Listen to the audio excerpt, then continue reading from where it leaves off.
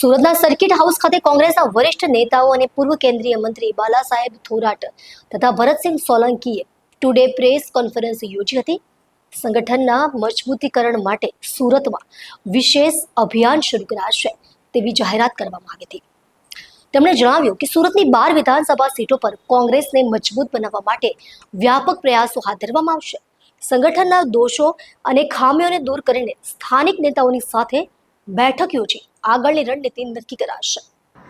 બાલાસાહેબ થોરાટે ખુલ્લેઆમ કબૂલ્યું કે સુરતમાં હાલ કોંગ્રેસની પરિસ્થિતિ સંતુષ્ટકારક નથી, પરંતુ સંગઠનને જીવંત અને મજબૂત બનાવવાના દરેક પ્રયાસો થઈ રહ્યા છે। પહેલગામ હુમલા બાબતે નિવેદન આપતા થોરાટે જણાવ્યું કે આ આતંકવાદીઓનો સંપૂર્ણ નાશ થવો જોઈએ અને સરકારની કાર્યવાહી સાથે કોંગ્રેસ સહકાર આપશે। કોંગ્રેસમાં અન્ય પક્ષ સાથે જોડાયેલા નેતાઓની ઓળખ કરવા અને જરૂરી પગલાં લેવા પણ જણાવ્યું છે। મહારાષ્ટ્રના રાજકીય પરિપ્રેક્ષ્યમાં થોરાટે કહ્યું કે પાર્લામેન્ટ ચૂંટણી દરમિયાન કોંગ્રેસનો વોટ શેર સારો રહ્યો હતો। આગામી સમયમાં કોંગ્રેસ મહારાષ્ટ્રમાં મજબૂત રાજકીય સ્થિતિ બનાવશે। વિપક્ષ તરીકેની જવાબદારીને પણ તેઓ મહત્વ આપશે। अखिल भारतीय कांग्रेस कमेटी ने गुजरात में संगठन सृजन अभियान शुरू किया है।